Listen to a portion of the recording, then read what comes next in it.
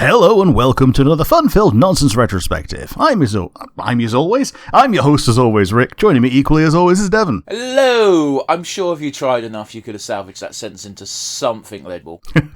I'm as always. I am as always your host. There you go. It doesn't sound grammatically correct, but it works. Well, there was a you in there as well. I'm you as always. Well, you know, can't have everything. We're chatting about Fallout today, specifically the show. And, before we get too far into that, let's go with the good old time-honored tradition of the nonsense asinine hypotheticals. What have you got for me today? Rick, thou have been cursed. I have been cursed. You have suffered the dreaded effects of King Midas. However, because the being that has cursed you is somewhat benevolent, they have decided you get to choose what material you turn everything you touch into. What material do you choose? Ooh, Now, I want to be 100% clear. The only reason I am asking this question is because I still remember that fucking hilarious Skittles advert. Oh, you turn everything into Skittles. Yeah, but it's just like, oh man, this must be great. Is it? You can't... And he goes really real with it. It's like, you can't touch your newborn daughter because she'll turn to Skittles. And it's like, fucking hell, man. This is a Skittles advert. What the fuck? Yeah. Man, what would I choose? Like, you can't just... Like, choosing food is a poor choice because, like, it's going to immediately be in the world and, you're on your shoes are going to be made of pizza. Well, that's one of those weird ones, isn't it? Because in every single depiction of Midas, he's still wearing clothes. Yeah, which is weird. So, like, everything apparently it's just his hands. Yeah, it is just your hands. It's the Midas touch. Yeah, so this is not just the Midas contact magic. Well, again, my understanding of the Midas myth is everything you touch, which means with your hands. Yeah, so you can still use your willy or your feet or whatever for things. Okay. Gold is actually a pretty good one. Copper? What do we need most as a human race? We use copper all the damn time. You can't have it be something too valuable to the human race, because if you do, you're going to get locked up in a lab by some country. Yeah. Tell you what is valuable to the human race, but nobody's going to lab me up. Helium. I mean, yeah, but, like, it has to be...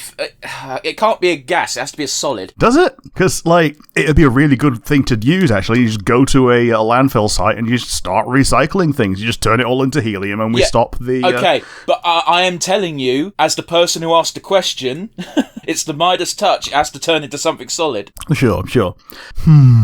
Can't be a gas or a liquid. That's basically what I'm saying. Yeah, so I can't pick mercury either. Oh, well. Well, you can pick mercury. Mercury has a solid state. It would just very quickly melt. Yeah, sure. So, yeah, definitely can't pick hydrogen because its coldest form is liquid. You know what? Come to think of it, I don't think helium has a solid form because it's a noble gas, isn't it? Yeah, it's basically the same as hydrogen in terms of being so little on atomic number that it just doesn't have... you can't get it cold enough before you get to absolute zero, or what we assume is absolute zero. Man, this is a tough one. Yeah, I'm just going to... Like, diamonds are, like, intrinsically worthless. Gold is only useful... Gold does have uses. Here's the problem is, if you go diamonds, you're going to have the entire diamond industry trying to assassinate you so that you don't artificially uninflate that worth of diamond. Yeah. Hey, here we go. I'm going emeralds. Just because it'll retroactively make Elon Musk's emerald mine family useless. For the same reason. They've already made their money, so it hardly matters. Yeah. Man, this is a tough one. I can't think of one. So yeah, well, I think gold is probably the most interesting one because it's something that you can just release into the universe at the rate at which you want it to, and no one's gonna believe that gold-looking steering wheel on your car is actual gold. Yeah, but you got the problem is you've got to touch the steering wheel with it not connected to your car at all, and then have someone fit it. Because if you touch the steering wheel when it's in the car, then the whole car becomes gold. Right. Okay. So yeah, I guess you'd have to like just have a set of expertly made like armor gloves. They'll turn to gold. Yeah, exactly. You get the armor gloves that are just gold. Yeah, but then you can't move your hands, can you, Rick? Because once it's gold, you can't move it. It's solid. Oh, what I mean is like you know the articulated plate things. Yeah, but it becomes solid gold when you touch it. Okay, so yeah, you get someone to disassemble it, and then you put it back together when it is pieces of gold, and then you can just use it. Rick's trying real hard to find loopholes, but I'm not letting him. Yeah. Well, yeah, I'm sticking with gold. How about you? What are you picking? Salt. Salt? Yeah. Okay. Become a supervillain. Sure. A supervillain and/or put the fear of God in people who've read that one Gamora story. Yeah, he turns back and turns his wife into a pillar of salt. Yeah. Oh. Like, I would just do it to scare the shit out of people. Like, there is no benefit to this at all. Oh, yeah. Like, It's just... the point of the Midas curse is it's meant to be something you think is good, but in reality it's a tragedy and it's horrific. So fuck it, lean into the horrific aspect and just be a dick. Yeah, Millennium Pimp Slap of instant death. Like, for real, how terrifying would that be if someone fucking slapped someone in front of you and that person fucking effectively evaporated? Yeah, you are the snail. But yes, do you have a question for me? Yeah, my one for you is Fallout is generally a good game that has been made into what we're about to discuss as being a good show. What do you think is a bad game that you think could make a good show? See, I'm gonna be a real dick here and be like, what do you mean by bad game? A game that maybe people were hoping would be good, but everybody was disappointed by. Here's the problem: is I don't really play those games, so if you know what I mean. It's well, there's one that I definitely did play and is definitely my answer. Okay, good for you, but you asked me. Alright, go on, you just give your fun answer. Yeah, my answer is Mass Effect Andromeda, like specifically Andromeda. I don't think that would make a good show. Well, they could make something good out of it. It's just that... yeah, but no, they wouldn't, because they'd have to use the Andromeda storyline. If you just set something in the Mass Effect universe, that's not making something a good show out of the bad thing. That's, we're actually just doing a Mass Effect thing. Which Mass Effect in general was actually pretty good. So your answer's bullshit, sir. You're just like, what game in particular? You specifically say Andromeda, but in reality we're going to swerve. We're not doing Andromeda. We're doing just something set in Mass Effect. That's cheating and bullshit, sir. Yeah. Well, that said, like having a show where you're in the Andromeda galaxy, where your guys have gone from being masters of their own universe to like a fish out of water. I think that's pretty cool. But if you say so, I think it's a bullshit answer. Yeah. Did you think of one or no? No, I was listening to you, fucker. Sure. Nah, this question's dumb. It's not a dumb question. It's just dumb to ask me it because again, I don't finish games if I don't enjoy games. I don't put myself through the hell. Yeah, fair enough. Rick, what are we doing? Today we are doing the Fallout 2024 Amazon Prime series, and suffice to say, we both enjoyed it. Well, I enjoyed it a lot more because I watched it after watching Borderlands. Yeah, so you had the comparison of something that is the same kind of feel of post-apocalyptic comedy, but done well. Well, I wouldn't call Borderlands post-apocalyptic. I get why people say it, but it's not. Yeah. That's just how it be. Like, but yeah, it wasn't a good movie. Yeah, like a sandy Mad Max black comedy of things explode and people laugh. Yeah, but they didn't even do that. Yeah. Their highest joke of the movie was, ha ha, you got sprayed by piss. It's not 100% piss, some of it's poop. Ha ha ha, ha ha. You can make jokes like that, sure, but try and make them funny. Yeah, and also, if it's the best joke in your show, then it wasn't a good show / movie. To be fair, it wasn't the best joke. The best joke was when Tannis said, I was trying to prevent this from happening, and Claptrap in the background just goes, yeah, look how well that worked out, and then fucks off. That was actually kind of funny. However, it was at the end of the movie after going through 2 hours of bollocks. Yep. But we're not here to talk about Borderlands. Nah, we're here to talk about something good. We open up with Lucy, and she does this cute little thing of she does the character creation that you do at the beginning of all the Bethesda Fallouts.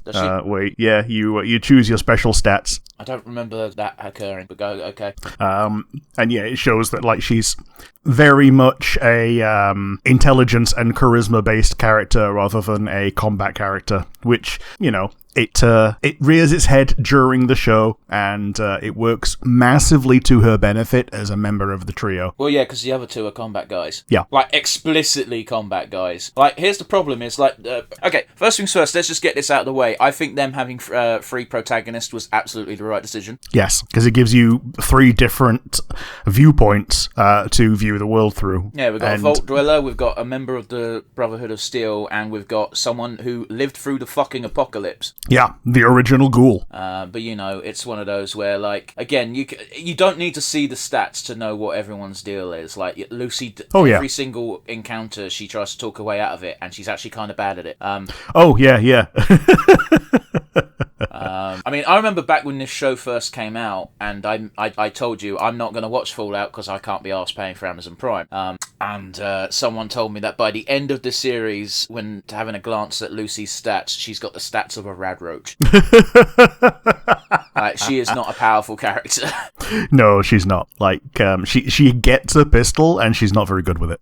I don't know, man. She hits more shots than she doesn't. Sure. It's just, she doesn't use a gun. She uses a tranquilizer. Yeah. I think it's one of those that because it's filmed in America, people just wouldn't believe that an American-coded character would not be automatically good with a gun. I mean, if you say... I understand what you're saying as, like, general viewing audiences, but they established very early on that, like, she's lived in a vault which has existed for, like, 200 plus years, where they explicitly don't have weapons. Yeah. Like, the only people that do have weapons are the security detail, and even then, they, like, try not to use them. Yeah. And I'm saying 3 protagonists. We've actually got 4, but because the 4th one you don't realise is a protagonist until the end of the series, really. Oh, yes. Lucy's little brother, whose name escapes me at this point. Norm. Yeah, the annoying little brother who turns out to be, like, incredibly resourceful, and it just so happens that he's slightly lazy and doesn't really want to do anything that the Vault is, like, trying to groom him to do, but he's actually incredibly resourceful, especially when he gets something under his skin and needs to get something done. Well, it's one of those where, like, the first time we cut to him, I was like, I don't give a fuck about this, and then it's like, oh no, we've got a murder mystery on our hands. Yeah. Like, we say murder mystery, it's more like genocide mystery. Oh yeah, and turns out, this wasn't the Raiders. That was like years ago. I mean, I don't think it was years. I think, well, no, it would have had to have been because all the corpses were decomposing, I suppose. It's just very unusual that one of the few things that doesn't get explained to a satisfactory level to me is how come Vault 31 didn't realise sooner that an entire Vault was fucking dead. Yeah.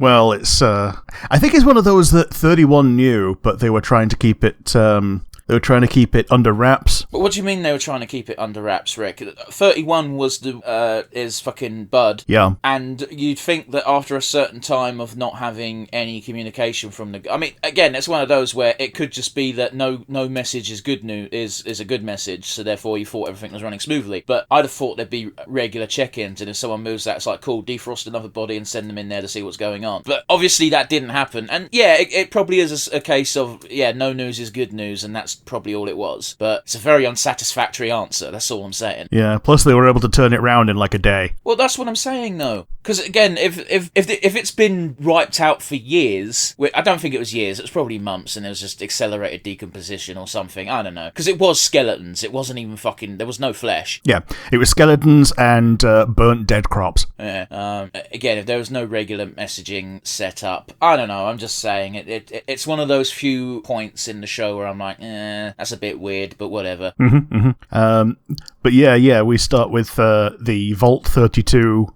exchange. Well, technically we don't actually start with that, do we? Well, yeah, we start with... We start with our, like, shots of everybody.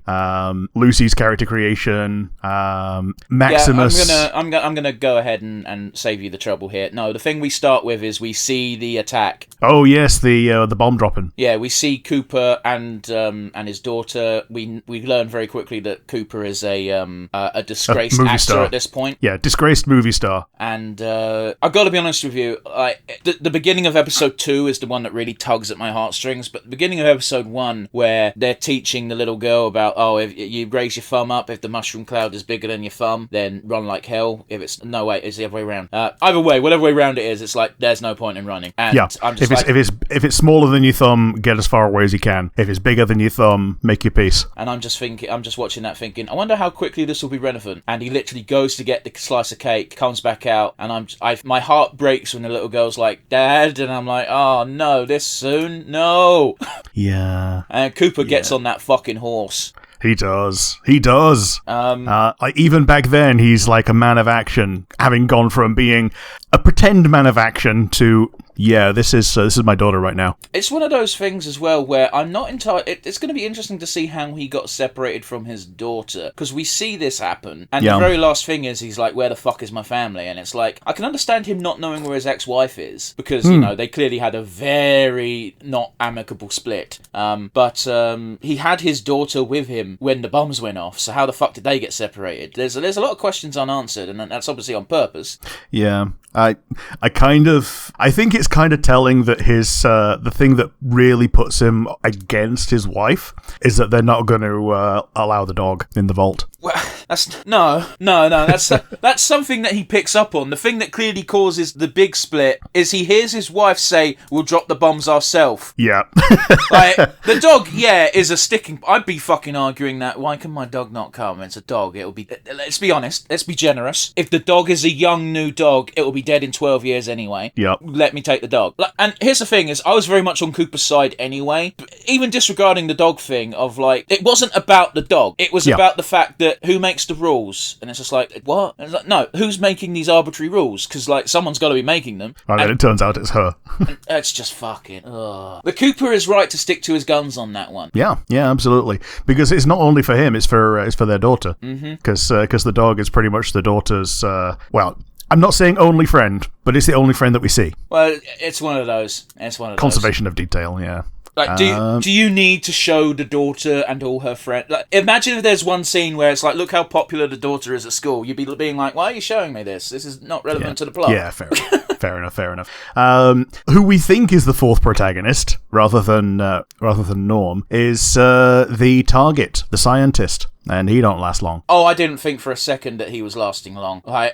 Here's the thing, Rick, is you know me. I'm not a fan of Fallout, but I've played an amount of Fallout where I've never finished a Fallout game, but I've played enough of the beginnings that I know rough lore. And it was like, oh, this guy's not fucking making it. Yeah, I finished 3 and 4. I've not started London actually. Well, that's a mod. It doesn't count. Yeah, fair enough. And I've not gotten through the start of New Vegas because it keeps crashing. I started New Vegas not long after finishing Fallout the show, and I got very bummed out because during the intro quest, the very nice lady that did my tutorial got shot during the gunfight without me realising, and I hadn't saved, and I was like, fuck, I now am a bit pressed. Aww. Well, you know, it's just like, fuck, you were so nice to me, and now you're fucking dead. Yeah. Yeah. There's one thing I really enjoy, actually, is the way that different people play these games. Like, I once saw, Yogscast is, like, so far out of the zeitgeist, but back in the day, they were a big deal in terms of, content creation and Let's Plays. One of the guys started playing New Vegas and completely missed a companion because he heard, oh, this companion's a bit trigger happy, and he's like, okay, well, let's end this quickly. Shoot him in the head immediately, and then don't bother with that storyline, not knowing that he was recruitable. Okie dokie. I'm not sure what you want me to do with this information, Rick. Yeah, fair enough. But yeah, I really enjoyed following Lucy because she was a really good way to let people who don't know the series too well follow along with her her journey and just experience what it's like to be that fish out of water. Well, it's one of those interesting things because we've got two characters who don't know fuck all about the wasteland. Yeah, because Maximus has done it a different way. He knows what things are. Like, he knows what a ghoul is. He knows what a super mutant is. We don't see any super mutants, sorry. He knows generally... unless you count the bear. Yeah, I guess. Like, that's basically a super mutant, but without the ability to speak. Yeah. He knows what bears are. He knows what power armor is. He just doesn't know how to specifically use it. Can we talk about that for a second? Because not only is it, even after finishing the show, one of the best fight scenes in the show, the initial confrontation between Cooper and Maximus. But after watching the entirety of the show, oh fuck, the ghoul / Cooper was super taking it easy on him. Yeah, super toying with him because he knows exactly how to one-shot kill anybody in that type of power armor. Like, it's just such a good detail, and it's like, it can't be entirely because he just wants to fuck with him. Surely, perhaps part of it is, like, this guy is clearly a kid, and I don't want to shoot a kid. I think the other part of it is, because it's in a city, there would be witnesses to the fact that, oh, it's dead easy to kill one of these. Why would he care about that? Well, I think he kind of wants it to stay as his trick. Okay, but like, all the people who can shoot are dead at this point. Yeah, but it's still witnesses. Like, as soon as the Brotherhood finds out how easy it is to kill one of their tin cans, they're going to try and do something about it. The longer he keeps that secret, the longer it stays relevant. Well, I think it's implied that because this is like 2 or 3 generations of battlesuits after the one that Cooper used, and that still had that flaw, the implication is kind of that the flaw is unfixable. Either that, or the people that are actively developing it are like hundreds of years dead anyway. Well, there's that as well, certainly. I'm just saying, like, again, this would have been 2 or 3 generations of suits after Cooper's use. He even makes reference of it. He says, "Oh, I used XYZ suit. It had this one fatal flaw. I wonder if this generation of the suit has it as well." Turns out it does. You know? Yeah. Also, like, the Brotherhood of Steel doesn't know how to make them. Yeah, they just salvage them. Yeah, that's why that's part of the reason why there's such a limited amount of knights.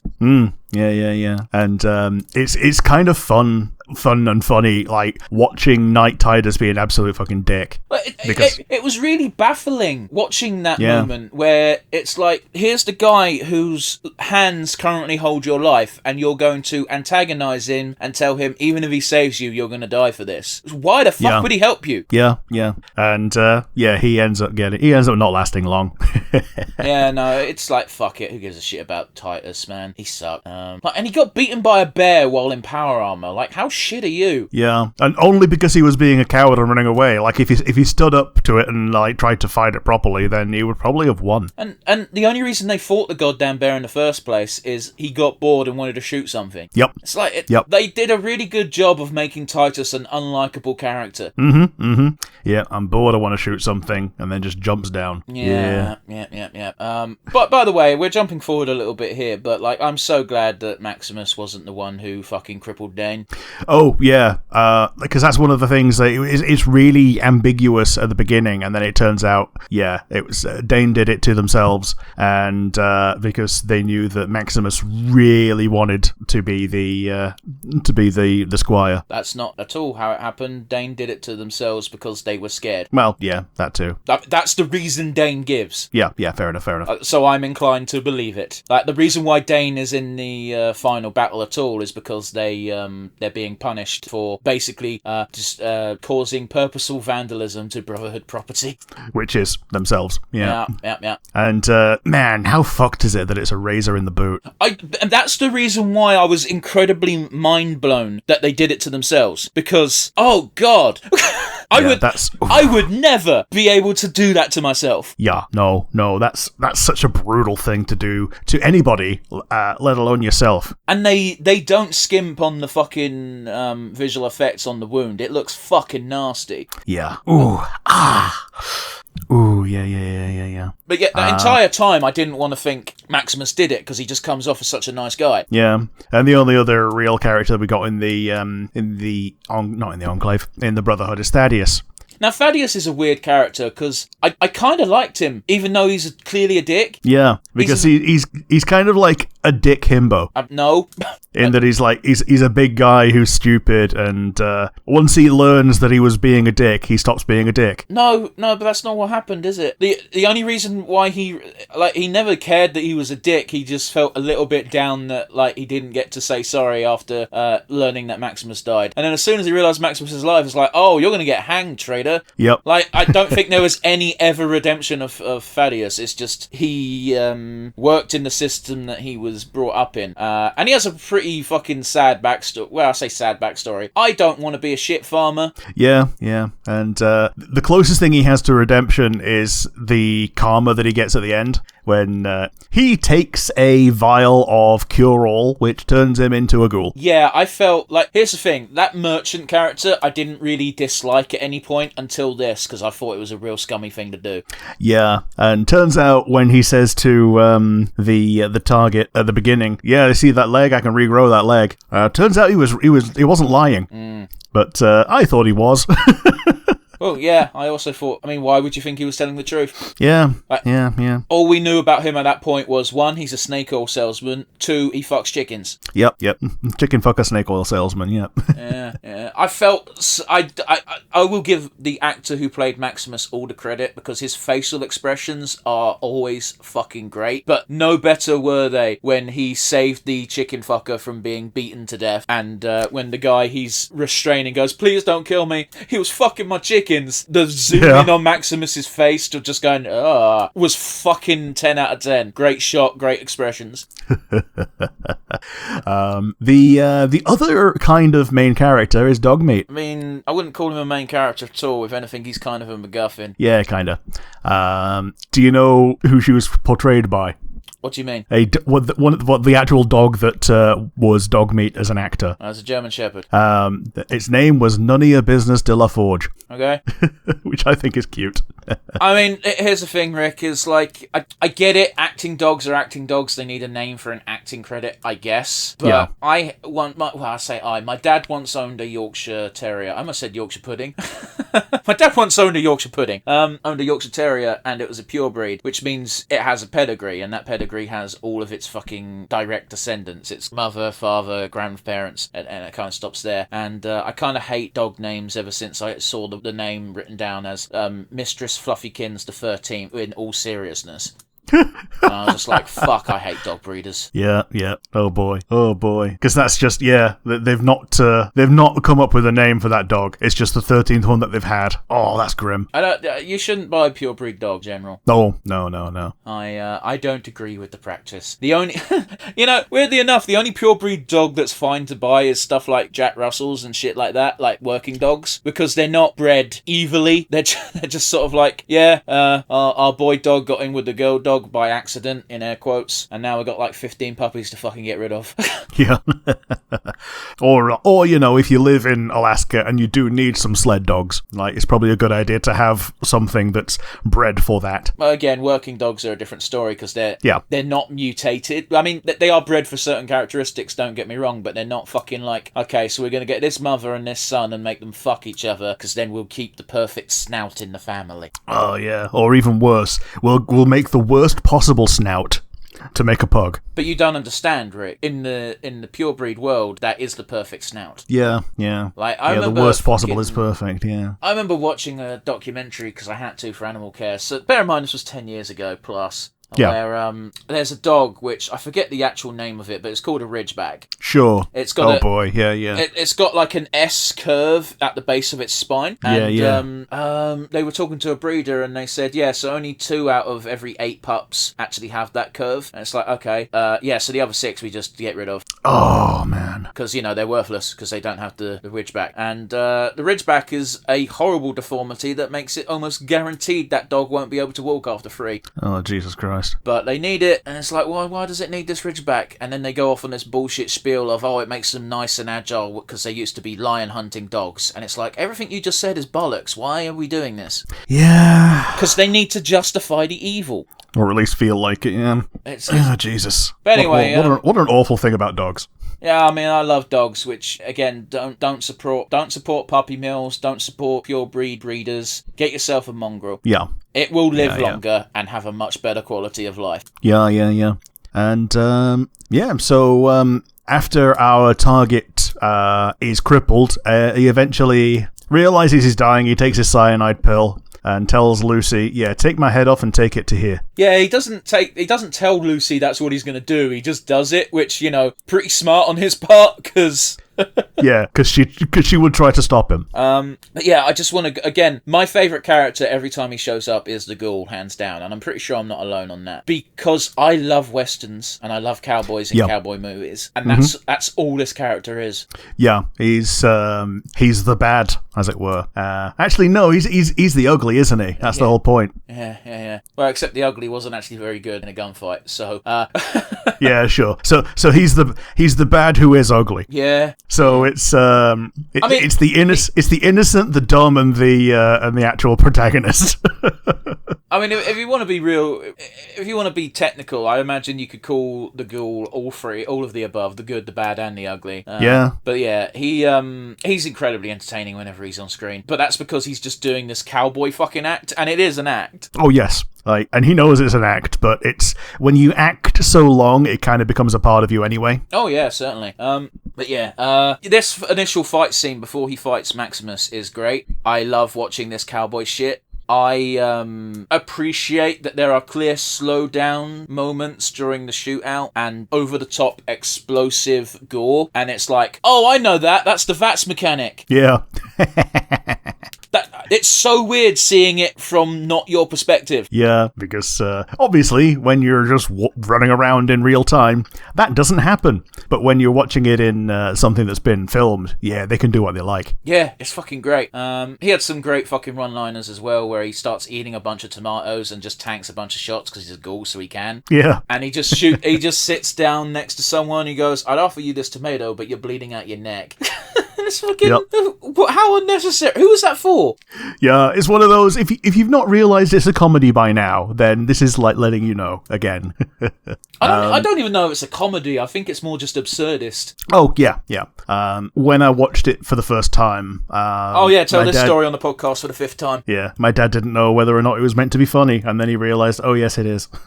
Well, to be fair, like the very first character, who is innocent cherub angel...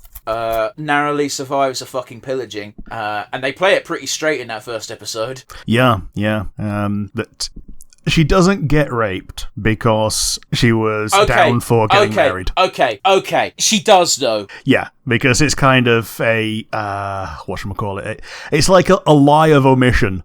She was not having sex with the person she thought she was having sex with, so it's definitely a crime of a sexual nature. Yeah. Like, it's one of those where it wasn't violent, and she was up for it at the time, but that doesn't make it not rape. Yeah. And that's as much as we're going to delve into the topic, because that topic makes me super uncomfortable. Yes, let's drop that. And yeah, it's good that raider gets what's coming to him. Oh yeah, it's a fucking hard fight too. Like, I was rooting for Lucy the whole time, but it looked really bad for quite a lot of it. Yeah. Also, the first time Mr. Gutsy showed up, and it did the Matt Berry voice, I had to whip out my phone and look, was I just not paying attention during Fallout 4? Was Matt Berry always the voice of these things? No, he wasn't. They just made him that in this to make it more interesting and fun. He's got a credit in the Fallout that came out in 2008. Did he? Yeah. Or someone edited the IMDb. Yeah, it's possible. But yes, he's very definitely not the one in Fallout 4. Here's the thing: is I played enough of Fallout 4 to meet that character in the game, and I don't remember it being Matt Berry either. Yeah. So I googled it to make sure, and yeah, it wasn't. But it's fun that you both hear it first, and you're like, is that Matt Berry? Yeah, it's definitely Matt Berry. And then he just shows up in the next episode in the flashbacks. Oh yeah. Like it's a couple of episodes away when he shows up properly, but yeah. Yeah, in the party with Bud, who when he introduces the idea of Bud's buds and wants Cooper to join him. Yeah. Because he's a fan. Yeah. Cooper's like, nah, fuck off. It's a great cameo from Matt Berry, where it's just a great scene as well, where Cooper sits down with him, and it's just like, you're the only person I invited that bothered to show up. Yeah. Because all the other actors haven't blacklisted Cooper, but they're like, we don't really agree with all this advertising nonsense. Meanwhile, Matt Berry, in the most Matt Berry move ever, is like, oh yes, sell your soul, it's fine. I've sold them my necklace. Do you know how weird it is to have my maid wake me up every morning and it be me? Yeah. Oh, goodness. Yeah. Because I'm sure that would be super weird. That your robot maid just comes along and it's your own damn voice. Yeah, it would be incredibly off-putting. It's so weird that they don't have the other ones in as well, because they definitely have other voices and other things, like Curie, the medical bot, is very definitely a lady. Well, it's one of those where they probably don't want to dilute the waters too much for the show. Sure, I get you. There's we get to see what happens when a ghoul turns feral, and we get to see it pretty much in real time. Because the one ghoul who needs the anti-feral juice He's sitting there, kind of biting at the air and repeating his name and trying to retain his sanity. Oh, right, yeah, it's cool, the dementia fucking analogy. Yeah. But also, as soon as he's no longer... oh, that's not true. That's not true. Cooper shoots him way, way before he fucking goes feral. Yeah, fair enough. Yeah, just to take his stuff. And to make ass jerky. Yeah, to make ass jerky. Yeah. Would you like some ass jerky? This is one of the points where, like, Cooper's oh, by the way, we sort of skipped over it. When Cooper's trying to get the head, he's got Lucy on the giant chain, and it's very clear that to us as viewers that it's meant to be a giant fucking fishing rod. But Lucy's like saying, torture's wrong, this is evil, goes back under the drink, and then Cooper just goes on an entire rant of being like, this is why torture doesn't work and it's bollocks. And Lucy's like, why are you doing this then? I'm not torturing you, darling. I'm using you as bait. Which, it's like, fair enough. It still is not a good situation for Lucy to be in, but it shows that Cooper doesn't... Even though he's a dick, and he is firmly in dick territory, he doesn't do violence for violence's sake. Yeah, he doesn't torment a person to torment the person. He does a thing which might torment a person. Well, again, he's not tormenting Lucy. That's a side effect of what he's actually doing. Again, violence for violence's sake is, I'm going to punch this guy in the face because I like hitting people. But alternatively, I'm going to punch this guy in the face because I need him to tell me something, and he won't tell me something unless I heard him. Yeah, that's more what the ghoul is. Like, I mean, saying that though, the first time we meet him, he does just fucking put that guy in his own grave. So, Yeah. Now and again, we do get the cutbacks to Norm and what's still happening back in Vault 33. We do, and there's an election going on. When what is it? When everything's glum, vote 31. Yep. Between Betty, who's from 31. And Woody and Reg, who are 33 residents. I'll give you kudos here, Rick, because I forgot their names. Yeah, I've got the TV Tropes characters page open. Woody and Reg being regular residents. It's kind of interesting that they allow that to be the person that becomes the overseer, and then it's real obvious that it was rigged anyway, because the only other person from 31 is Stephanie, and that's Lucy's best friend, but also from 31, so also knows the the villainous we know twist. All your secrets. But also her husband gets killed and she loses an eye. Yeah. So when she becomes the overseer of 32.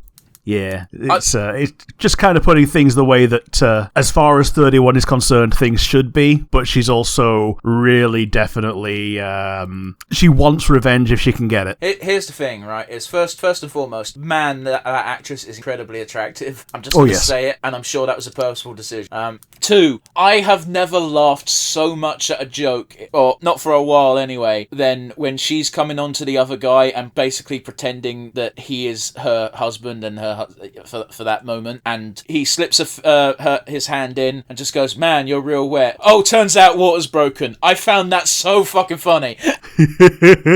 Yeah.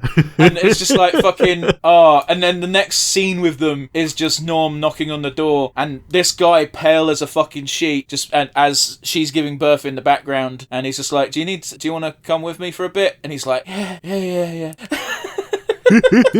I love, again, because it's so fucking real. He's not the husband, don't get me wrong, but like the husband seeing the miracle of life before them and being like, oh fuck, how does that happen to a human? Oh.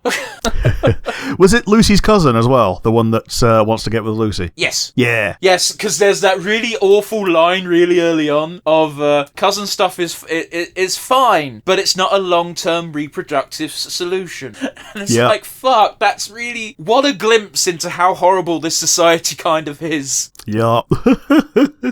Yeah, cousin stuff is fine. when you're a kid. Oh boy, but like, grim. It's implied they were still doing it as adults. They were just like, fucking good old pull-out method. Yep. It's just, it's one of those where it makes sense that a society as fucking secluded and limited in number as Vault 33 is would do shit like this, but it doesn't make it any less gross. Yeah, man. But yeah, Chet is like, he's the one in charge of the door as part of the security detail. Well, he is at the beginning. Yeah, and essentially gets relegated to being Stephanie's husband. Oh, the husband surrogate. to be fair, not the worst gig. Oh yeah. I mean, apart from the fact she's pure evil, but oh yeah, like no one else knows that. Chet knows that. Well, Chet knows that. He explicitly knows it. The amount of times he shares looks with Norm and the parting glance as they get forced into Vault 32, and it's just like he knows. He just wants to pretend he doesn't, and that can't work forever. Yeah. But yeah, Norm finally does impersonate Betty on the computer. Oh yeah, that's during the Vault transfer as well, isn't it? Yeah, and he gets admitted into 31, and he finds Bud. Yeah, he's just a Roomba. A brain in a Roomba. Yeah, brain on a Roomba. Which is actually a kind of a cute creature, as it were. It looks like something that you would kill hundreds of in a Fallout game. Oh yes, and this just so happens to be the one with a voice. In fact, yeah, it's that exact same thing that almost the exact same character model as something that you kill thousands of, but this is the one that's got the personality that you can have as a follower. Yeah, that tracks. He tries to. Yeah. The best thing is when we first meet him is because he is literally a Roomba. We're not fucking around here. He's trapped because he can't move because his Roomba's fucking device is bumping up against something and it can't autocorrect. Yeah. Yeah. And the other vault that we see is Vault 4. Lucy comes across them, and that's the one with Chris Parnell. Yeah, the CG for Chris Parnell's eye in this is very weird for two reasons. Because one, it looks really good while also looking really shit. Yeah, like, it looks incredibly unsettling. Yeah, I guess that's what it is. Because the CG itself is good, but because it's so good, it looks very off-putting. Yeah, and I don't know if I'm the only one with this criticism, but it's weird that he has two eyebrows for one eye. I mean, he's descended from a fish, bro. Yeah. Like, did you see the lady with the really wiry, thin, horrible moustache? Yes. They're all... Like, none of it made sense, and it's fine. Yeah, they're all mutants. Oh man, it was horrifying though, seeing the woman give birth to all those gulpers and then they just eat her alive as soon as she does. Yeah, that was not nice. No. To put it mildly. Which it shows why gulpers have humans' fingers as their instead of teeth. I don't know what a gulper is. It's the big fish that eats the head. Oh, okay, sure. I didn't realise that they were meant to be little ones of that. Yeah, apparently that's what those are, and that's where they came from. I just thought they were piranhas. Yeah. Yeah, it's horrible. They do a really good job in this episode in particular with Vault 4, making it look sus as fuck. Yeah, and it turns out they're actually just decent people who they need a pretty strict vetting process because people raid places like that all the time. Yeah, it's just like, again, the two initial things that make you feel uneasy is the episode's called The Trap. Yes. And their entrance is an abandoned hospital that if you go to the wrong place, you fall down a hole and you end up in Vault 4. Yeah, but more importantly, when they zoom out of that room, it says experimentation. Yeah. But in hindsight, that makes perfect sense because the Vault was initially meant to experiment on these hybrid creatures, so it kind of makes sense that they'd have a room like that. It's just, we weren't to know that Vault 4 wasn't using it for that. Yeah, they don't know that that's not what they're doing anymore. Like, they've abandoned that purpose and have turned from very definitely evil to as good as you can get when you're dealt that hand. Well, again, like, in universe, they never really question it. It's just us as viewers are like, oh no. And they do that fucking musical sting when they reveal the word as well, as if to say, dun dun dun! Yeah. Yeah, another thing is when we're seeing the flashbacks, the one where Walton Goggins' wife, who's in Vault Tech, does all of the evil. Stephanie Harper. No, it's not Stephanie Harper. That's Vault 33, not Vault 4. Oh, no, I can't find her name real quick. I don't know what you're trying to talk about, so I can't help you. Okay, so they're doing the round table of all the big players in the pre-war times. Mr. House is there, and there's a couple of other ones as well that are apparently big players in the lore, but I don't know any of them apart from Mr. House. Oh, okay, that's what you meant. Sure, Mr. House, you said, is the character at the beginning of Fallout New Vegas. He's not the one at the beginning. The one at the beginning is Chandler. Okay. But yeah. he's definitely in Fallout New Vegas. Sure, I suppose he can't be the guy at the beginning of New Vegas, because I assume you put a cap in that guy at some point. Oh yeah, the whole point of your journey is to eventually find that guy and kill him, but then once you do that, you've got the rest of the story. Don't spoil. I'm playing it. Yeah, you track him down. Yeah. You track that guy down for your revenge. Yeah, cool. I mean, it's one of those as well where I know we're going to New Vegas for season 2.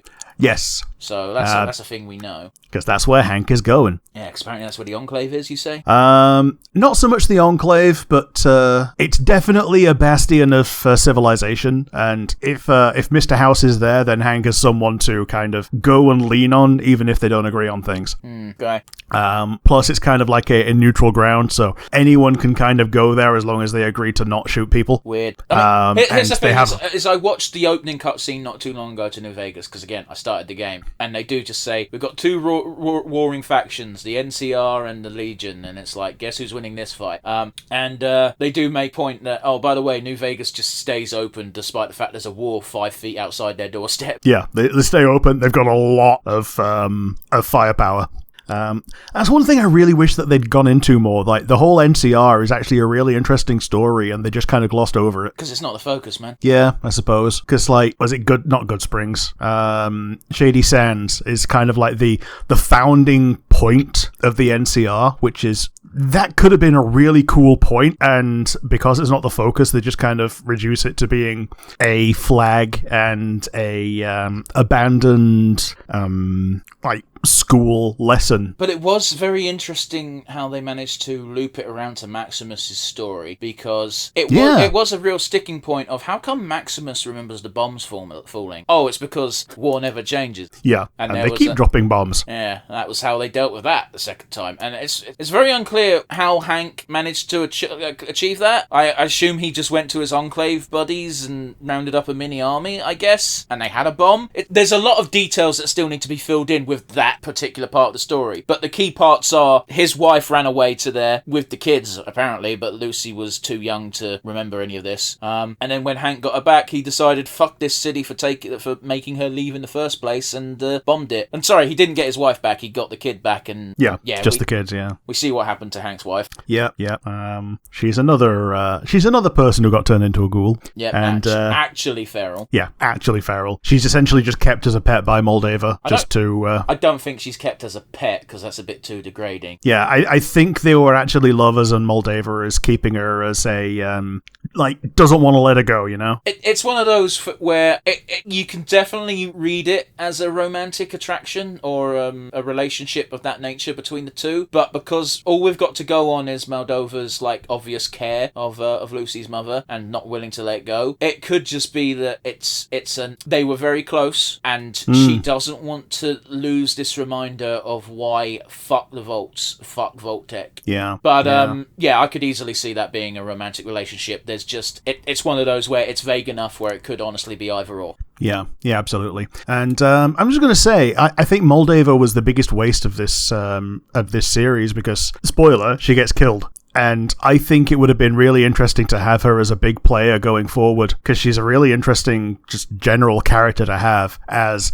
someone who is built up to as the villain or major antagonist of this series, and it turns out, she's actually the big good, as it were. She's just very ruthless. I get where you're happy, don't you? Oh yes. Yeah, I get what you're saying to a degree, but her story was done. Sure.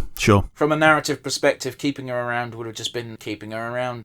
This way, they have to confront Hank in order to get the backstory of Lucy's mother and the fucking annihilation of the NCR city. Like, if they had Moldova, they could have just asked her. Mm-hmm. And that would, that's anti-storytelling.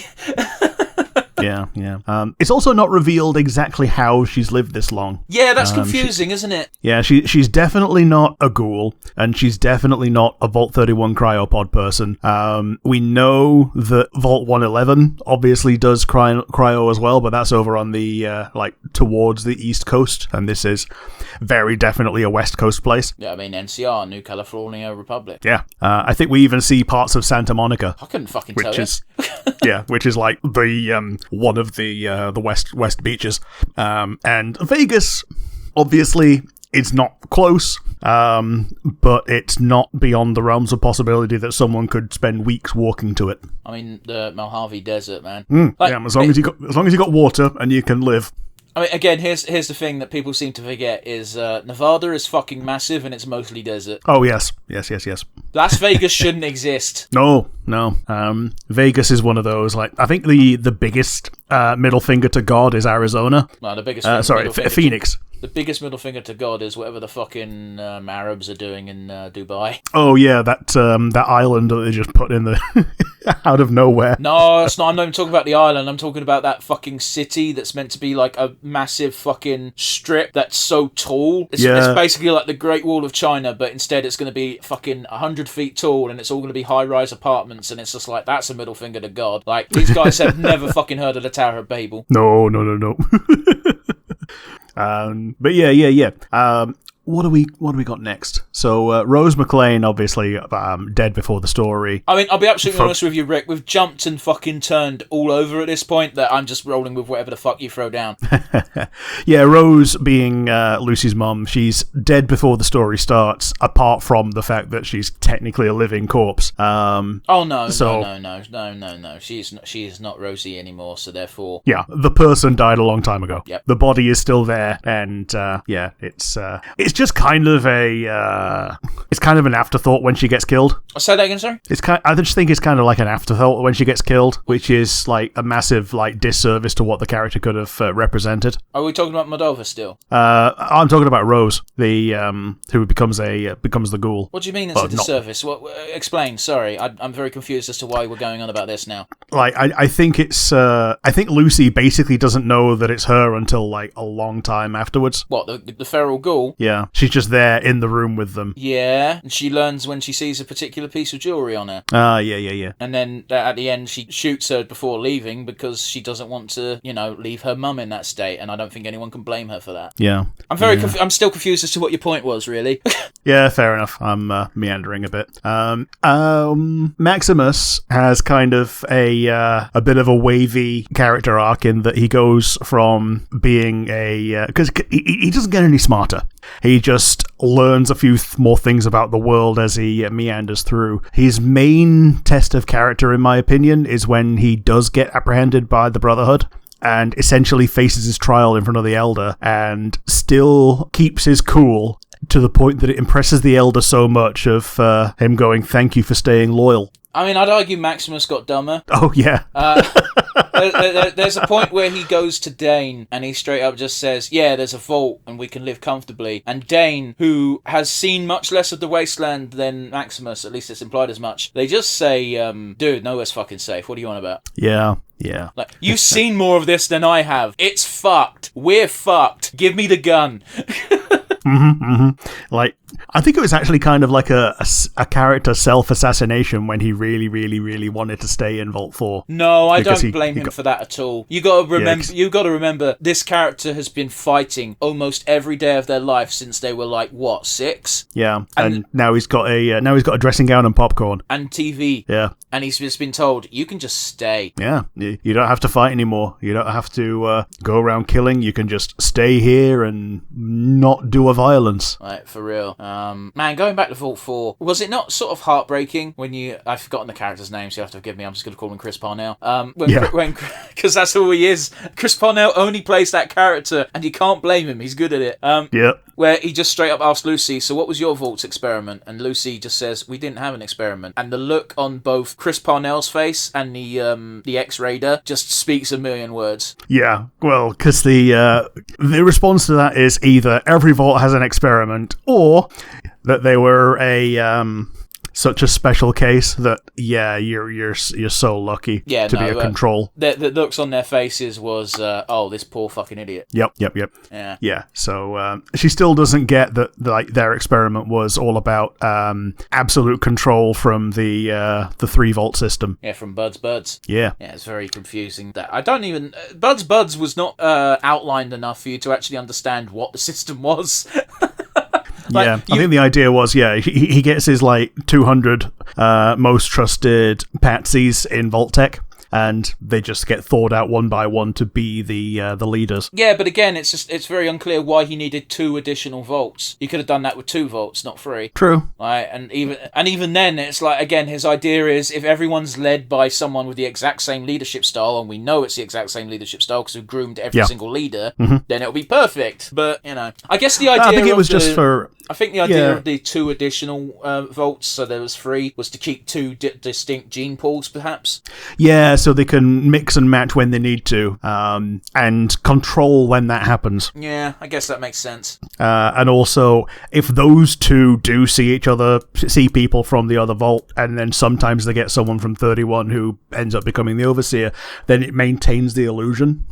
Yeah, I suppose. And if their transfers are only every so often, then that also helps maintain the illusion. Yeah, which obviously Vault 32 at some point learnt of that illusion, and that's why shit went to shit. It's still unclear how exactly everyone got annihilated, but, whatever. Yeah. Like, the first time I saw it, I thought, oh man, they've had a crop blight, and everyone died from that. I also thought that at the first, because what I thought was, what I actually thought the experiment was everyone got given different levels of help. Yeah. And 32 was just left to die because they fucked it. But no, super wrong on my part. Yeah.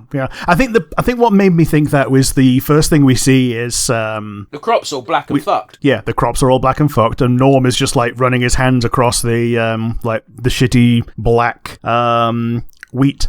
And I'm like, is this blighted or is it burnt out? Well, turns out it was more burnt out. I could see it was burnt out, but I thought it was burnt out because it had blight and they were trying to control the blight. Sure. But yeah, it's super wrong on both counts. So. But yes, what else can we think of? I was not expecting the Hank twist. No, me either. When they kept cutting back and forth between the meeting in the past and the confrontations in the present, and the guy asking for Cooper's autograph was fucking Hank, and I was like, Discord probably cut my noise out, but I hope you realise it was a shocked horror gasp. Shocked gasp, yes. Yeah. So it had also been quite a while since we actually saw Hank as well. So you kind of had to remember, that's what he looks like, and that's what he looks like outside of the Vault-Tec uniform. Ooh, oh boy. Ah, yeah. That's who Henry is. Yep. Henry, but my friends call me Hank. Yep. Hello, Henry.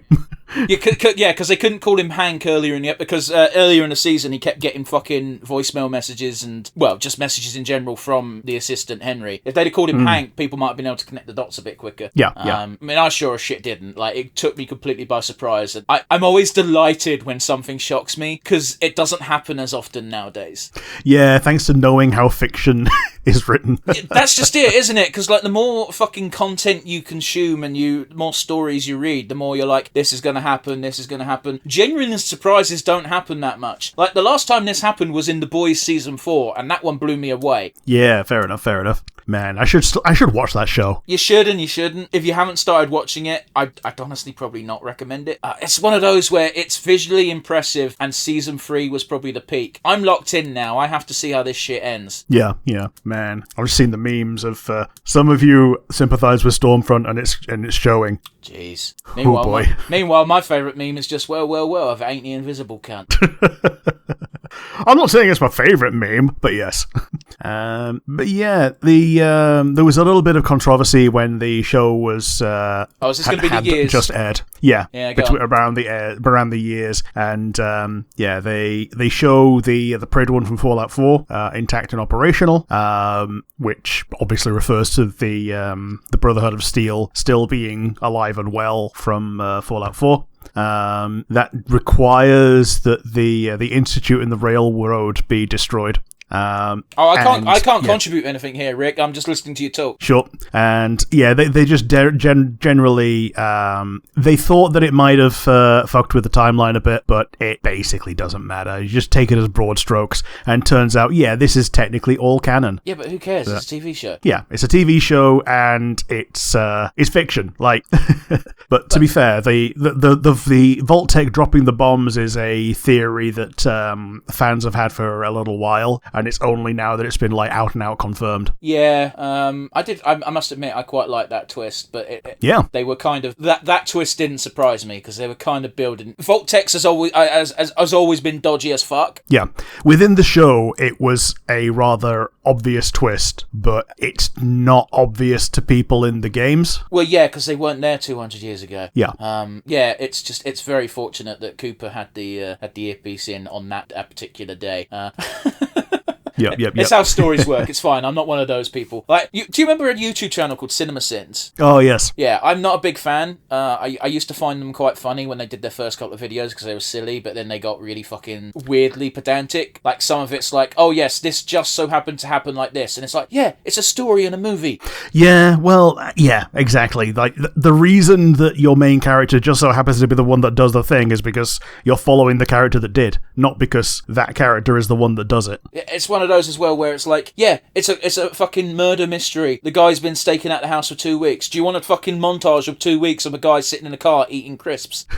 No, of course you don't. Bottle. Watch the fucking thing. Yeah, eats crisps, pisses in a bottle, and wears an adult diaper. Why would you need to piss in a bottle and wear an adult diaper? For poo. Yeah, but why would you need to piss in a bottle and wear an adult diaper? So you don't leave and miss the thing that you need to see. But why would you need to piss in a bottle, yeah, and wear an adult diaper? The diaper's for the poo, and if you piss in the bottle, then it doesn't fill up. Just my point being, if you're wearing a diaper, you don't need to piss in a bottle. Okay. I mean, I assume so. Yeah. I said the piss in the bottle thing first, and then realised that poo was also a thing.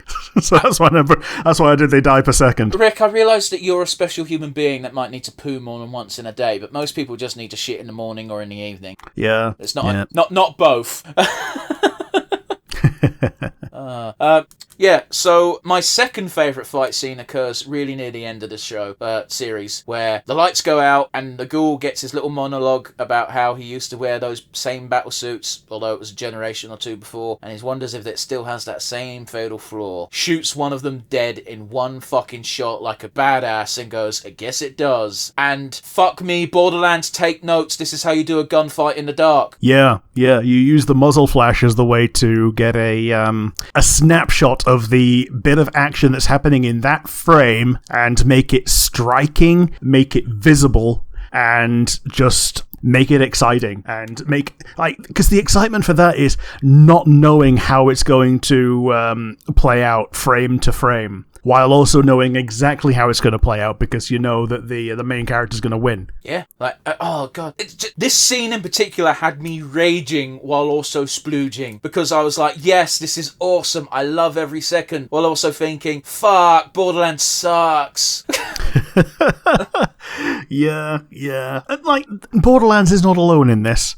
There was that entire episode of Game of Thrones that was filmed in the dark and nobody could fucking see anything. Yeah, but that one's even more egregious because, fuck me, Helm's Deep is 20 years old and it did a fucking siege in the dark perfectly. Yeah. Because it was dark, absolutely. But it wasn't pitch fucking black. Yeah. Oh, I'm still remembering because the guy who fucking directed that episode came out and said, "Well, do you guys not know how to calibrate your TVs?" And it's like, that's not the fucking issue, dickhead. Yeah. Not everyone, believe it or not, has a fucking home cinema. Yeah, absolutely. It probably would have looked fine if it was using cinema lighting, sure. Yeah, but people don't have that. And they wouldn't have it for that either because it's a fucking TV show. No. Fuck Game of Thrones. Yeah, I've watched entirely one episode of that, yeah.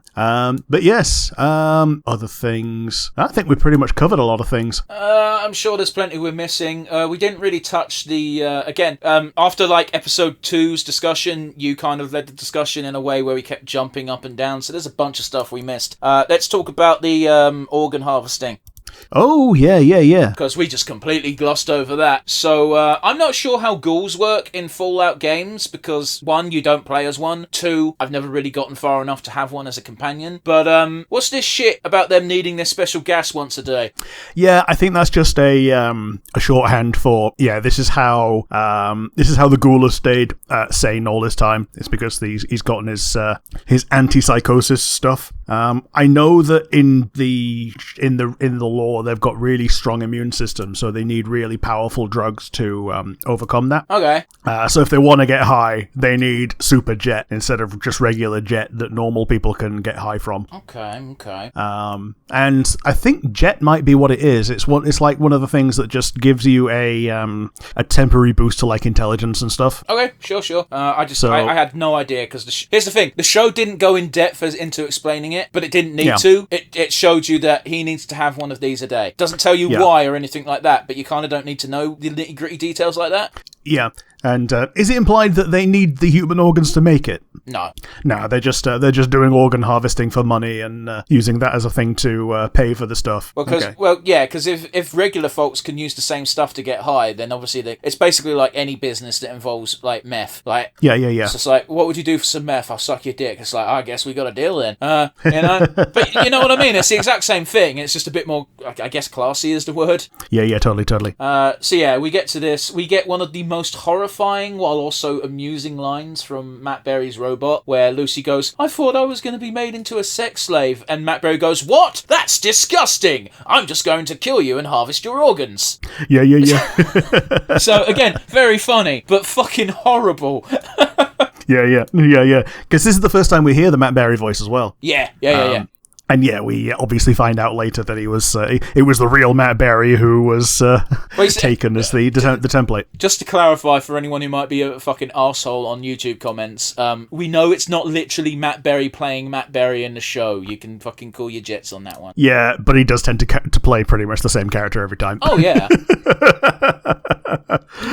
Yeah. He's like the Chris Parnell of British men. Yeah, I guess. I obviously can't verify or deny this, but I have heard a lot of rumblings that he's actually kind of an arsehole in real life, and it's just like, oh, that sucks if true. Man, shame. Don't know. Can't confirm or deny. Yeah, exactly. Dr. Wilzig being the token good member of the Enclave, that was cute. The target. Okay, sure. I didn't. I honestly forgot his name because he didn't say it very often, if at all. Yeah, and the way that it's shown that he's a decent person, other than the fact that he's already a defector from the Enclave, is in the flashbacks when it's showing that he's actually being a good person to Dogmeat. Yeah, okay, I get what you're saying, but it still happens to countless other dogs. Yeah, but he's told, you got to destroy that one. It's not meeting the specifications, and instead of destroying her, he puts her in the walls and keeps feeding her. Yeah, but again, countless other dogs don't make the grade, and they just get thrown straight into the incinerator. I mean, I understand where you're coming from, and I understand where the show's coming from. It's a brief glimpse of good character looks after dog. The dog that he's arbitrarily chosen to look after and be his. Yeah.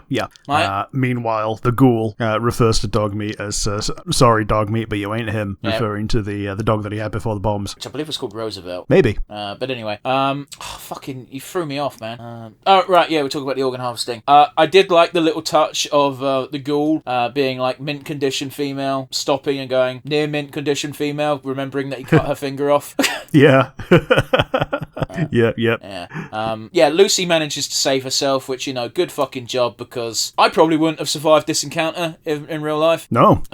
She manages it. She threatens the two basically tweakers, saying, let all the ghouls out. And to their credit, they're like, yeah, okay, we'll do that. We don't want to die. And then she insists that you let all the ghouls out. And they're both like, you don't understand, lady. And she does not give them a chance to explain. And it's such a shame, because it's like, I get it. She's threatening to kill you both, but you both know you're going to die if you let these feral ghouls out. So why don't you try just briefly to say the words feral ghouls, and if she understands, great. If she doesn't, then you're going to have to take your chances. Yeah, absolutely. Because I understand that the characters don't know this, but we as viewers know that Lucy is perfectly reasonable. Yeah, she just doesn't know things. Yeah.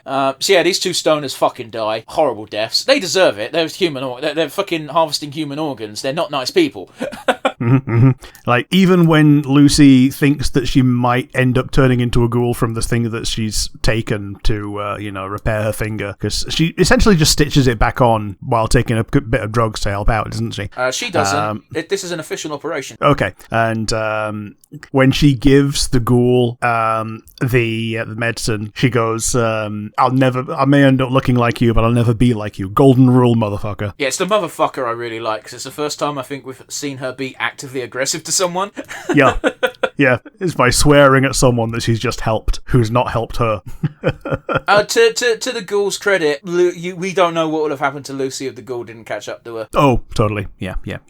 She might have she might have been claimed by the desert. That being said, though, the Ghoul did actively sell her to a human organ harvesting organization, and he knew that. Like, yeah.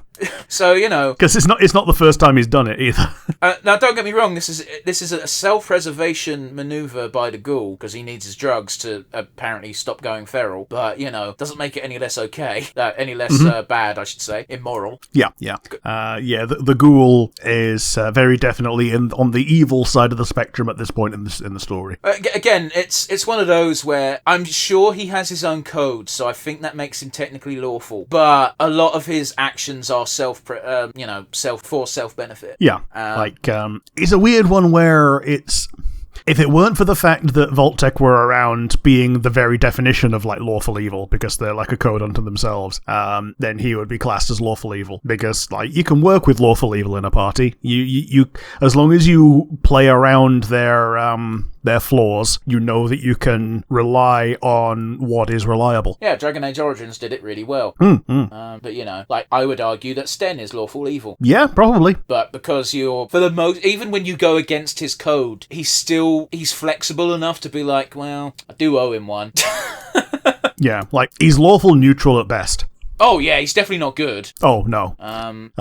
But he's better than pretty much any of the other Kunari. Yeah, I'd even put him above Iron Bull. Yeah, I don't know. Iron Bull's in a weird one where Iron Bull, for most of the story, is very definitely in the evil camp. And when a Talvashoth Iron Bull is able to be a better person... Okay, but here's the thing, Rick. We're talking about Kunari. Yeah, fair enough. Once he's a Talvashoth, he's no longer Kunari. Yeah, and that's the exact logic I was using, because that's the logic Iron Bull uses, because the Kunari's stupid. Yeah.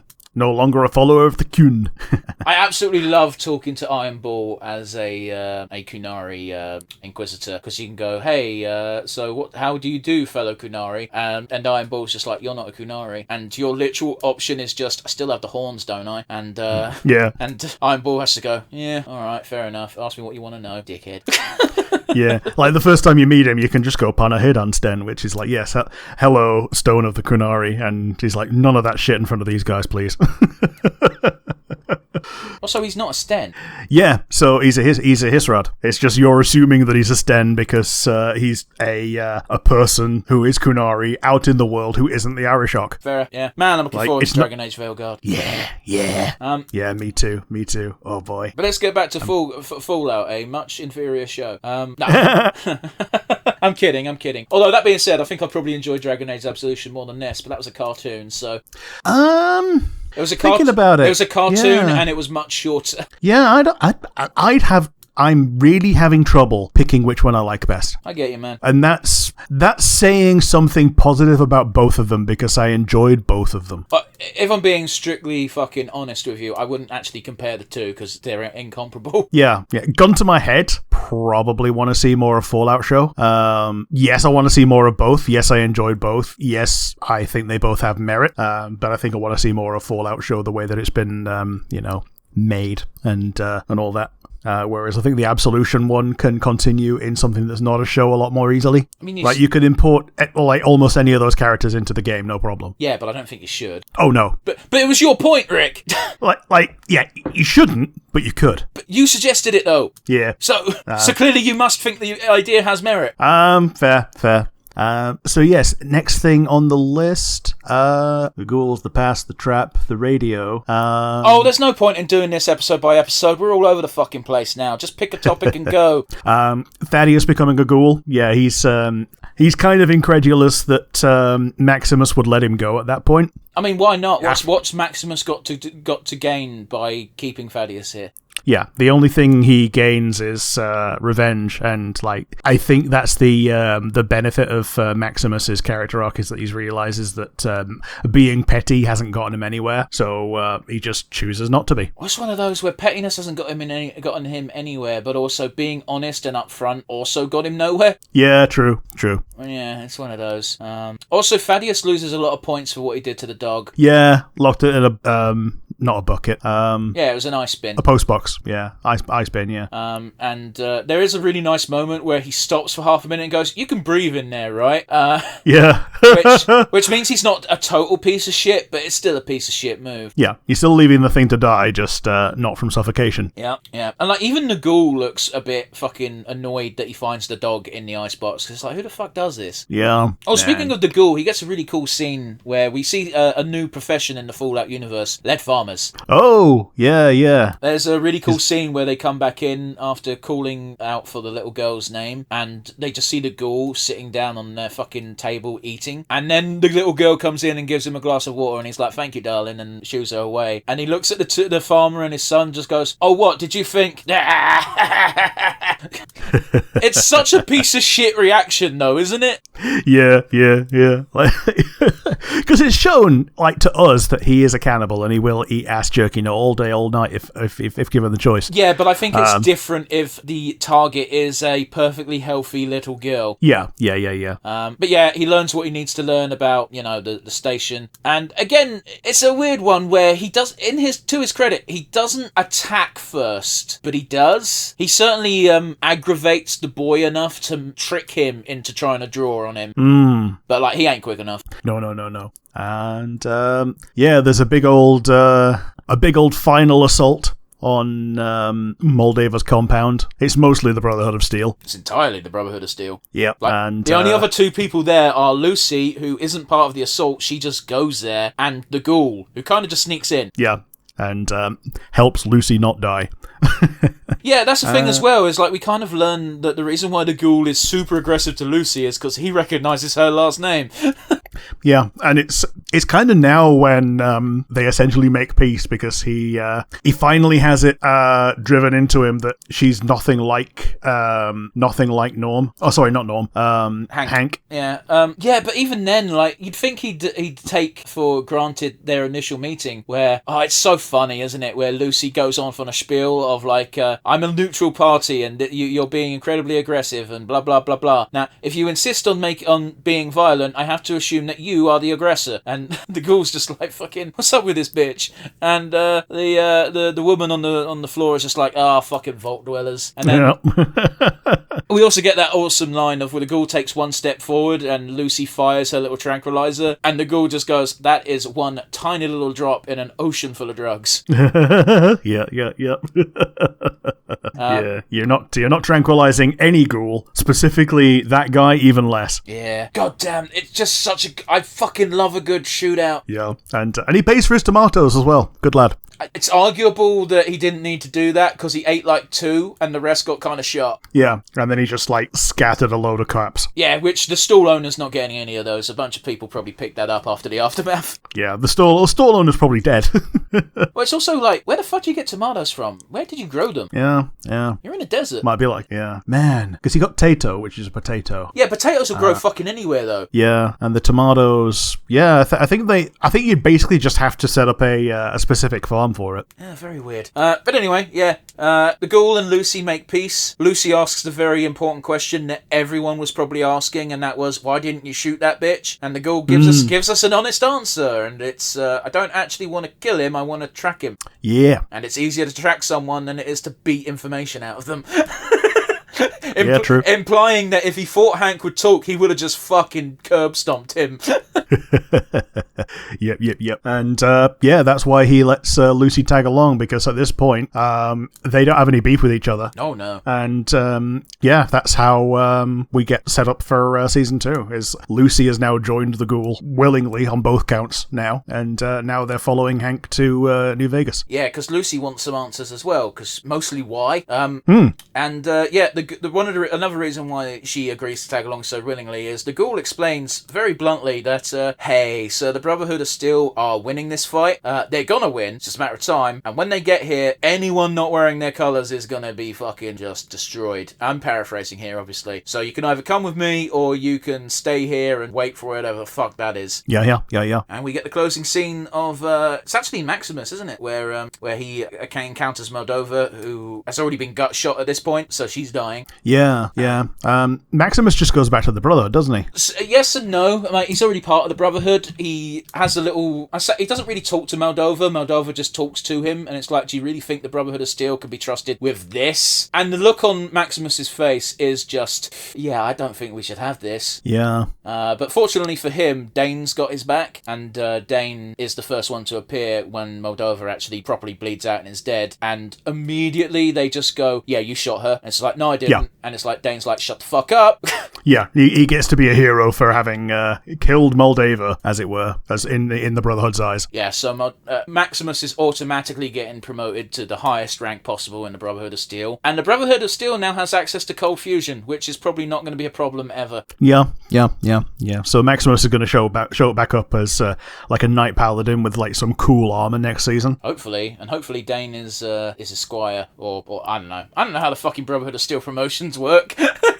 Yeah, like Dane being the squire would be a really good way to have Dane be in the story and like show how a knight should treat their squire because they're actually friends before this. Yeah, but like Maximus does a pretty good job of that with Thaddeus. Yeah, mostly, yeah. Like he does the token dickishness bits and then he realizes his heart kind of isn't in it. Like, yeah, it makes him feel good in the moment, but he doesn't get any satisfaction out of it. So then he defaults from, yeah, clean this thing to, yeah, what would you say to that squire if he was still around kind of thing. Yeah, we do get the iconic line of the Fallout series. It's basically the Fallout tagline, isn't it? Of from Hank about war. Yeah, that war never changes, yeah. It's the first thing the fucking New Vegas says to you. Yeah. That and the game was rigged from the start, but neither of which originated from Fallout. Hate to burst your bubble.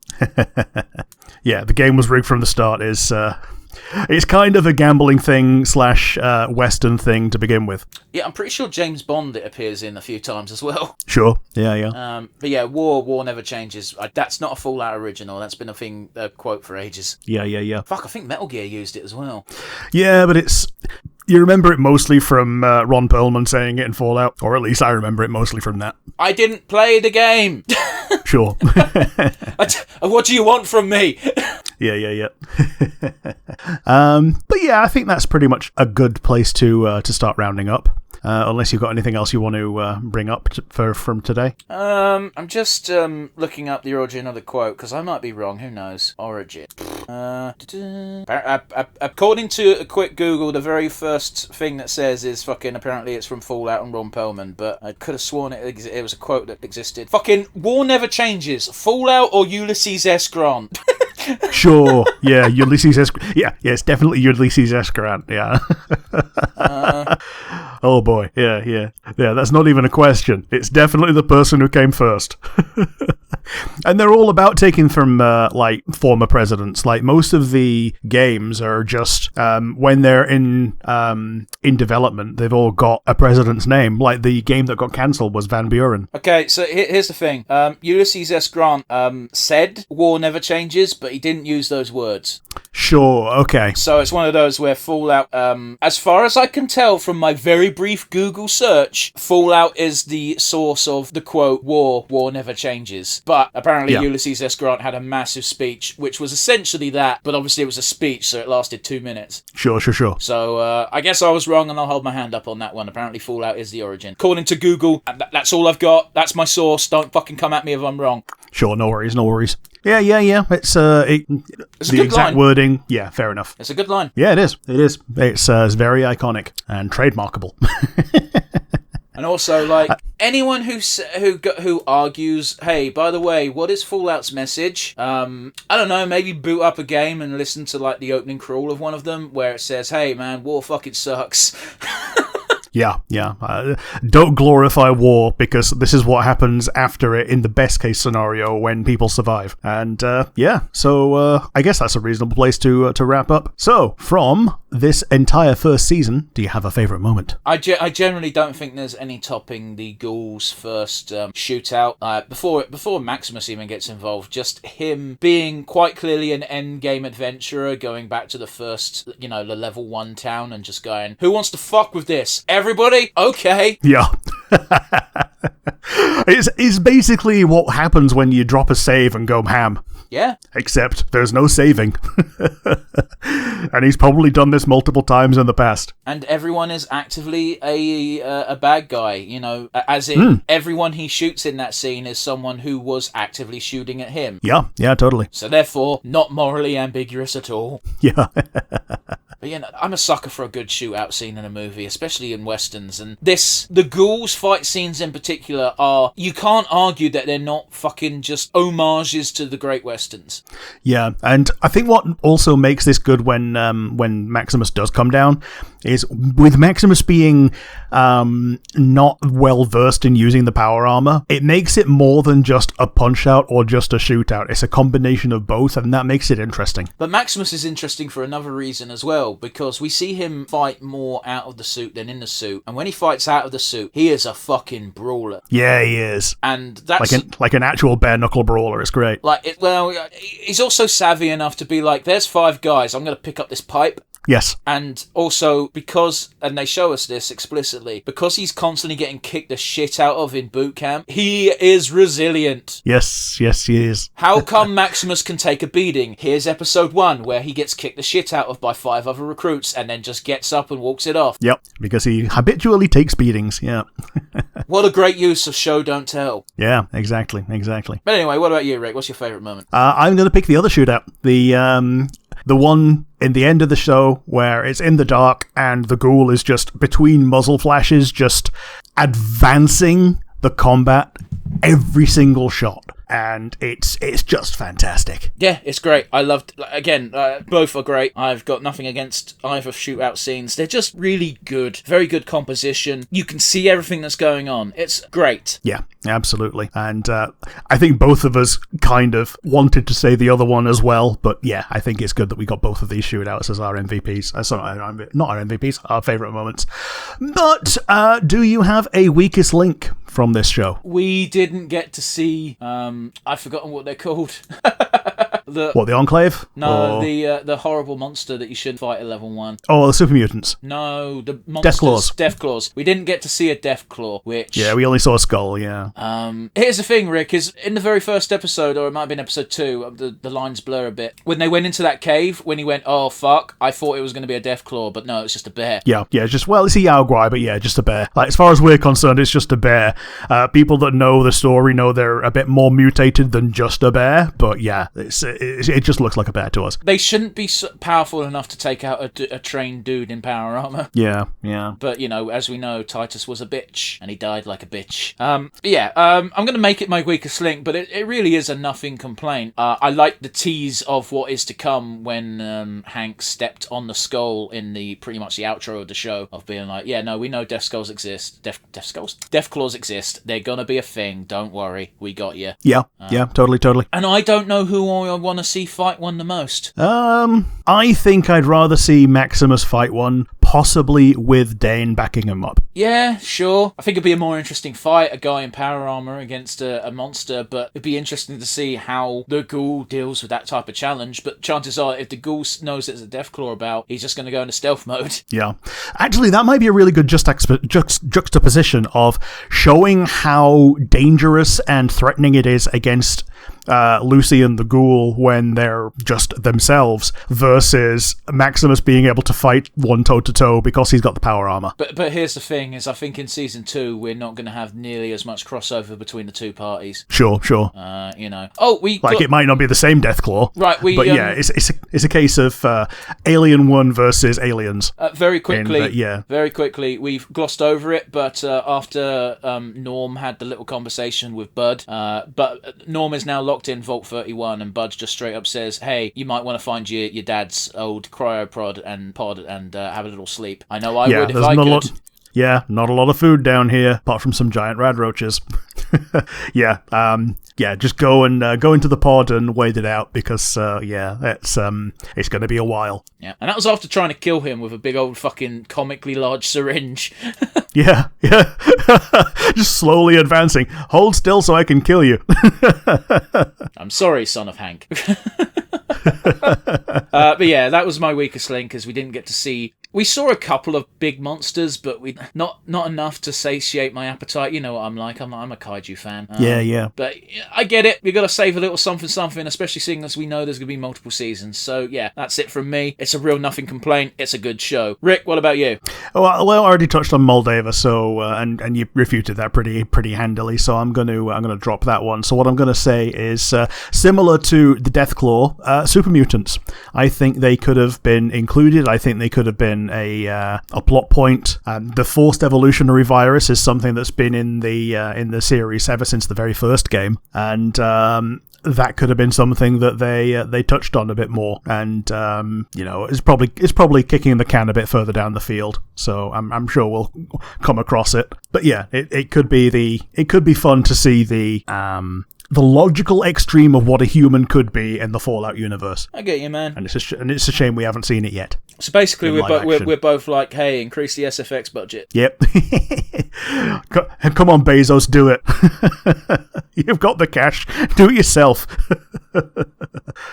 But yeah, that's between that. Or do you have an MVP? I almost did it without stuttering. Good job, Rick. Yeah, almost.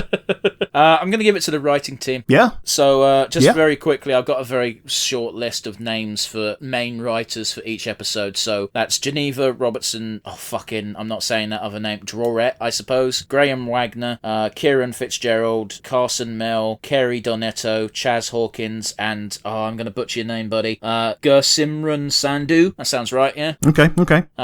Those are the credited writers for each episode. And I honestly think the writing was top notch. The actors did great jobs, but the character, and they brought those characters to life. I don't think you can argue that. But the actual writing and general plot of the episodes was great. Book of Boba Fett is how you do flashbacks. Yeah, it's how you do flashbacks, and it's how you do Western fiction. I'm not too bothered about the Western aspect, because again, they did enough Western stuff for The Mandalorian. They know how to do Western framing. I don't know, man. It just wasn't. Book of Boba Fett fucked up flashbacks, and it ruined flashbacks. And Fallout actually did them well, because they weren't half the fucking episode. Yeah. It wasn't a case of, we finally gotten to the point where we're stopping having them and thinking, oh, good. Because every flashback that happened, they all gave like proper framing. They all gave actual information, and they trickle fed it in such a way that it was narratively correct to get that bit of information at that point, you know? And while it didn't get either of our MVP awards, I think the Round Table of Evil scene was just fucking fun. Yes. Like, it was a good scene, and it was a flashback. Yeah. God damn it. Fuck you, Boba. And the other thing is, like you said, like a couple of episodes ago, that when you cut from one character to the other, at no point are you going, oh man, this fuck. So it's like, oh yeah, cool. Let's see what this person's doing. Yeah. Every single one, because all of them are enjoyable, all of their stories are fun, and all of them have some merit to add to the story. And cutting from one to the other stops any one of them from getting stale. I mean, there is that. I don't think any of these characters had the risk of becoming stale. I think if you overexpose the ghoul, that character might become you lose the mystique. You lose the mystique if you follow only him. Yeah, and it's one of those where the ghoul being the original Pip-Boy. Yeah, that's a great little detail. that was cute. And him just throwing up the thumbs up as just throw it in, and then they made that his central gimmick. It is weird though how Pip-Boy looks so old when he's Pip-Boy. Yeah, because Pip-Boy to me is the he's the little bobblehead. Yeah, he's the bobblehead, the one that looks like Mirio from My Little Hero. Sure, I don't know who that is. Well, it's the one who can face through the ground and has. You can tell me all you want about this character, Rick. I've not encountered them. Yeah, he looks like Pip-Boy. Yeah, I fucking gathered. But yeah, it is what it is. It's a great little detail. The twists and turns were great. I loved being shocked by the Hank twist, as it were, the Hank reveal. So yeah, good job, writing team. What about you, Rick? Who gets your MVP today? My MVP is going to Walton Goggins, because he essentially plays two characters. It's two sides of the same coin, being Cooper in the past and the Ghoul in the present, and it's interesting how he marries them up. in that normally he's doing his Western accent, but now and again he drops it when he's being serious. Man, those prosthetics can't have been fun to wear in the desert either. Oh no. Like, anything that makes it look like you got a missing nose means it has to be a lot bigger than your head. Well, yeah, exactly. It's gonna be a rough time. And the rest of it makes him look really old and jerkified and everything. So yeah, props to him as a person for wearing what looks like it was hell to wear. But generally, playing two characters that frame the story in two different ways, both as a prequel and the present. I think that's great. It speaks to his acting talent, and him being one of the few established actors before this also helps. Yeah, you mentioned this to me before, and I was still. I've never seen him in anything else.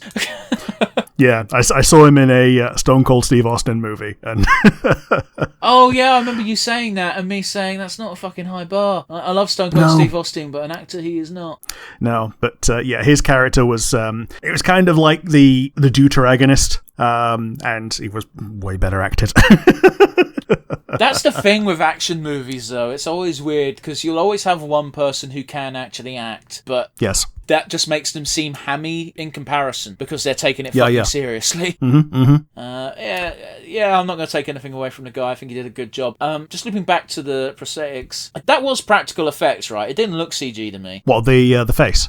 His wardrobe in general. I'm pretty sure it's practical effect. The nose might have been CG. Yeah, that makes sense, because, having a few green dots on you wouldn't be too big of a deal, would it? Yeah, just give yourself a big green nose, and just CG the whole. Yeah, that could have been how they did it. It's thinking about it, that's how I would have done it, because, a missing nose means you must have to have a massive head for your prosthetic. Well, unless the actor just has a very small nose. Yeah, fair enough. Because the only other one I can think of is Voldemort, and they made that a rather large head, which was fine. I don't know how the Harry Potter movies got such great reviews for their special effects, because they were kind of shit. Man, the first one where Voldemort's on the back of a guy's head. Okay, that looked good for the time. It looked good for the time, but it was, oh boy. But nowadays, don't. My favourite is seeing some Alan Rickman interviews long after Harry Potter was finished, and him just going, yeah, Harry Potter was a bit shit. He didn't say it like that because he was a class act, but he'd say, a lot of times on set it was just me and fucking Dame Miriam. What's her name? Yeah. Helen Mirren, was it? No, not Helen Mirren. Fucking McGonagall's actress. I've forgotten her name. Oh, yeah, I forgot her name as well. She is a dame, though, isn't she? I think so, yeah. It was just him and her just pointing with each other at sticks menacingly. That's all they had to do on set. So, shit like that. Fallout. Good show, good actor, great writing. 10 out of 10. Would recommend. Can't wait for season 2. Yeah, go watch it. Yep. If you like the video, you've got the comment section down below on YouTube. Tell us what you thought about the series, what you would do, what you would change, what your favourite moments were, what your... basically, give us your final 3. If you don't have YouTube, or if you're not on the Spotify who also have the comment section, you can send an email instead to nonsensereviewuk@gmail.com. Once again, if you send us an email, we might just read it out because we find them extra special. Yes, we do. But also, if you're on YouTube, please give us a like and a subscribe. It helps boost our numbers and gets more people listening, and that's kind of what we want to achieve, so that would just be great. Thank you. But yes, it's going to be goodbye from me. Bye, guys.